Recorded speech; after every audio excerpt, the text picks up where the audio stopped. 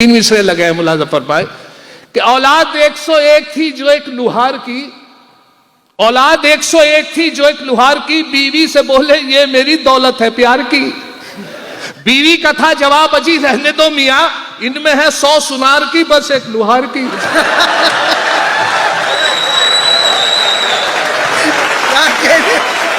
क्या कहने से जा रही, क्या ही कहने।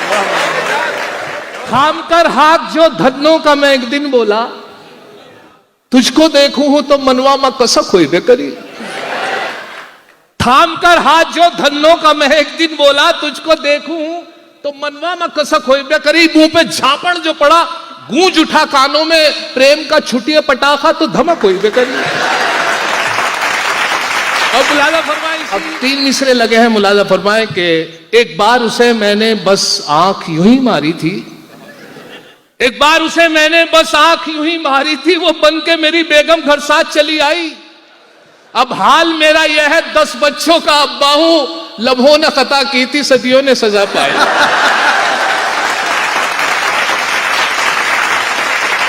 क्या कहने से जा भाई, वाह वाह वाह।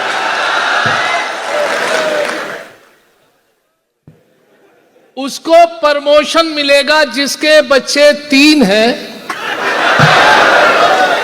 उसको प्रमोशन मिलेगा जिसके बच्चे 3 हैं। जाते जाते मंत्री जी ये भरोसा दे गए।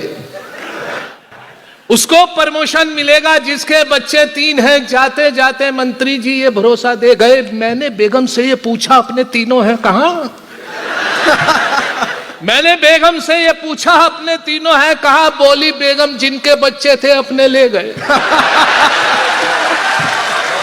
क्या कहने सज्जाद भाई, क्या कहने, वाह वाह वाह वाह वाह। क्या कहने। नमाज बकरीद अभी गुजरी है, बकरीद की नमाज का वक्त ज्यादा ताक़ीद से यूं रखा जाता है कि सब लोग जल्दी रखा जाता है कि सब लोग जल्दी से नमाज अदा कर लें और जल्दी से अपने कुर्बानियों से वारिग हो जाएं।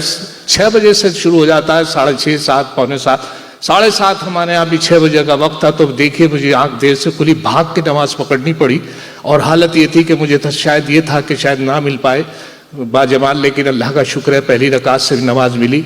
बिल्कुल पिछली सब में मैं खड़ा हुआ ये यकीन के साथ कि शायद मेरे बाद कोई और नहीं आ पाएगा, मैं लेकिन अल्लाह का शुक्र है पहली रकत से नमाज मिली। अब ये माहौल था, ये मुलाजा करें कि वो जब मैं खड़ा हुआ तो एक रकत निकलने के बाद 2 लड़के बड़ी तेज भागे हुए आए, उनकी एक रकत निकल गई थी और बड़ी तेज हाँफ रहे और उनकी हालत खराब आते, अरे मर गए मैं बहुत। बराबर में खड़े हुए नमाज मुकम्मल हुई, रुकू हुआ, सजदा हुआ, कायम हुआ, सलाम फेरा गया, एक तरफ सलाम फेरा गया, दूसरी तरफ सलाम फेर के जैसे नमाज मुकम्मल हुई तो दोनों आपस में गुफ्तगू कर रहे थे। मैंने भी सुना, एक दूसरे से कह रहा था देखा अगर वजू के चक्कर में रहते तो नमाज निकल गई थी।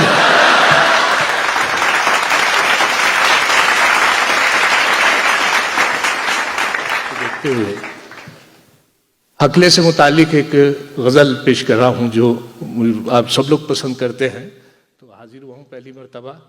वो ये कि साहब आप हकले से तो वाकिफ ही होंगे कि हकला जो होता है बड़ा सीधे किस्म का आदमी शख्स होता है।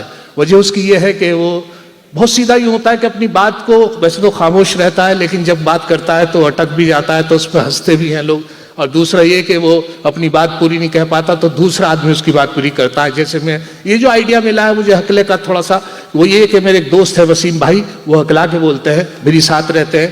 एक चौपले पे मैंने एक चौराहे पे अपने यहाँ एक भीड़ देखी, घर के थोड़ा सा आ गई, मैं सोचा कोई झगड़ा हुआ है शायद। वाकई मैं जब पहुंचा तो वसीम साहब से कोई बात हो गई थी, वो तो खामोश खड़े हुए थे एक तरफ, लेकिन जिससे बात हुई वो बरजस्ता गाली दिए चल जा रहा था एक के बाद एक।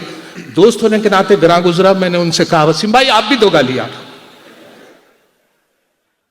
उन्होंने नहीं दी, बोला नहीं गया। फिर मैंने हौसला अफजाई, अरे भाई 2 गालियां, मैं खड़ा हूं, घबराने क्या बात है सिर्फ। गाली नहीं दी, एक तरफ को चल दिया। मैं उनके साथ साथ अगले चौपले पे जाके उनकी आवाज निकली और वो बोले उल्लू उल्लू का अट्ठा। अरे मैंने कहा वहां झगड़ा उधर हुआ है, आप गाली यहाँ के दे रहे हो, और जब मैं आपके साथ था तो घबराने की बात थी। कल ये बात नहीं है। मैंने फिर कल शुरू तो वहीं करी थी, नहीं निकली।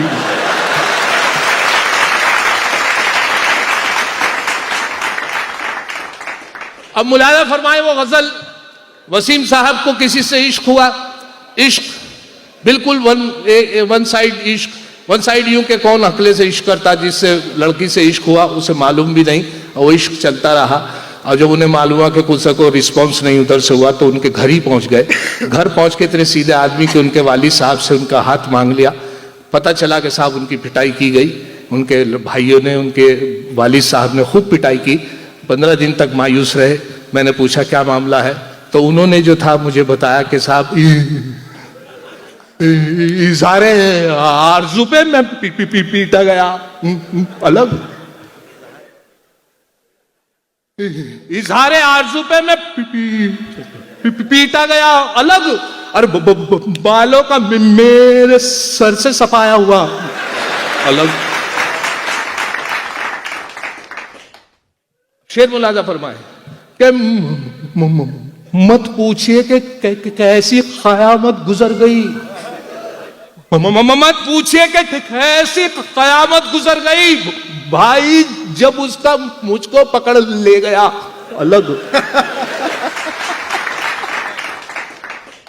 अब ये शेर जो है कुछ शायरों की हकीकत भी इसमें बयान कर रहा हूं कि मत पूछिए कि कैसी क़यामत गुजर गई भाई जब उस अलग। मुलाजा करें कि दो पार्ट के मैं बीच में ऐसा फंसा के बस, दो पार्ट के मैं बीच में ऐसा फंसा के बस, बीवी अलग है पीसती है दिलरुबा